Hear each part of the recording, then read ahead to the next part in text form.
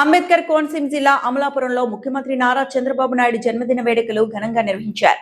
Amalapuram MLA ఆయనాబతుల Anandarao ఆధ్వర్యంలో ఈ కార్యక్రమాలు జరిగాయి. కాపునాడు కళ్యాణ మండపంలో మెగా రక్తదాన శిబిరం మరియు వైద్య శిబిరాన్ని ఏర్పాటు చేశారు. భారీ సంఖ్యలో అభిమానులు, కార్యకర్తలు రక్తదానం చేశారు. ఈ సందర్భంగా ఎమ్మెల్యే ఆనందరావు కేక్ కట్ చేసి కార్యకర్తలతో కలిసి సంబరాలు జరుపుకున్నారు. అనంతరం మాట్లాడుతూ ఐటీ రంగంలో తెలుగువారి ఎదుగుదలకు చంద్రబాబు నాయుడు చేసిన కృషిని ప్రశంసించారు. హైటెక్ సిటీ నిర్మాణం, అభివృద్ధి పరిపాలనలో ఆయన చూపిన దూరదృష్టి రాష్ట్రానికి దోహదపడిందని తెలిపారు.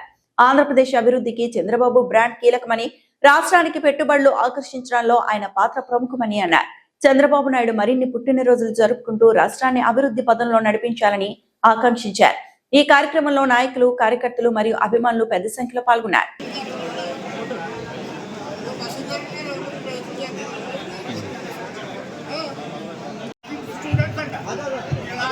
ఈ బ్యాచ్ అయిన తర్వాత కిమ్స్ విద్యార్థులు 30 మంది వచ్చారు. 30 మంది ఇస్తారు. కేక్ కటింగ్ అయిపోయిందా?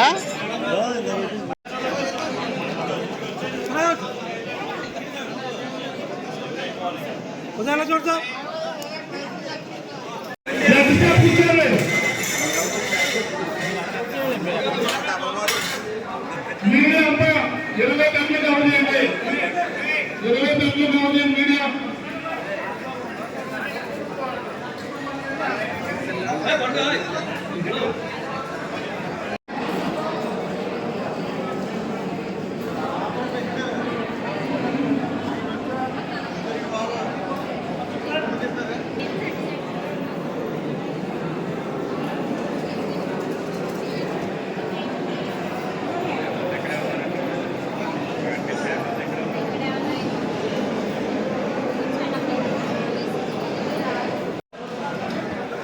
ఆ సర్టిఫికేట్ ఇచ్చేయండి.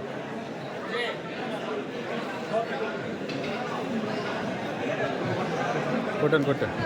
స్వామి గారు, అయ్యా స్వామి గారు.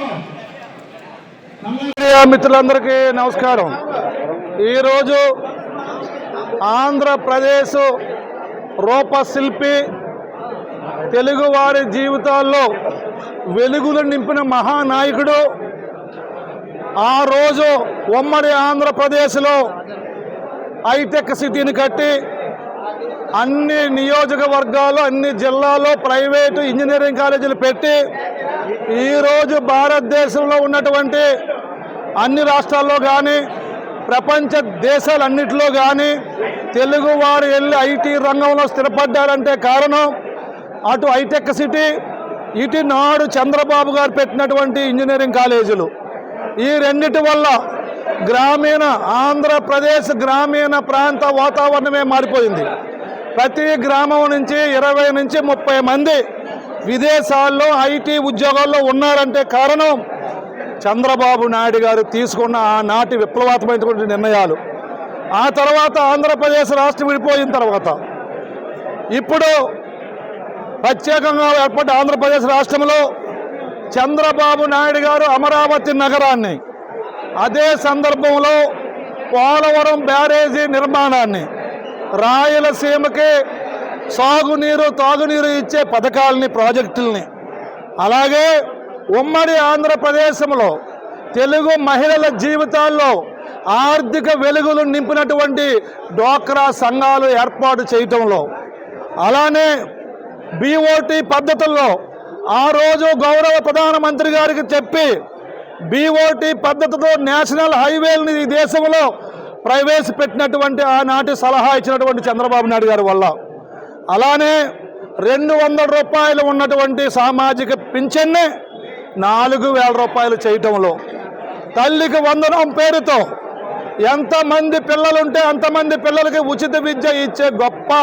పథకాన్ని ప్రవేశపెట్టడంలో, మహిళా సోదరి మనులకి ఉచితంగా బస్సు సౌకర్యం కల్పించడంలో, రైతాంగానికి సంవత్సరానికి 20,000 రూపాయలు ఆర్థిక సహాయం చేయడంలో, ఎస్సీ ఎస్టీ బీసీ వర్గాలకి సబ్ ప్లాన్ నిధులతో అభివృద్ధి చేయడంలో, అన్ని రంగాల్లో ఆంధ్రప్రదేశ్ ఈవేళ ముందుకు దూసుకుపోతుందంటే కారణం ఒకే ఒక బ్రాండ్, ప్రపంచవ్యాప్తంగా ఉన్న బ్రాండ్, అభివృద్ధి బ్రాండ్, ముందు చూపు బ్రాండ్, పరిపాలనకి మరో పేరైన బ్రాండ్, అలాగే సుదీర్ఘంగా రోజుకి 18 గంటలు కష్టపడి పనిచేసే బ్రాండ్ సిబిఎన్ బ్రాండ్.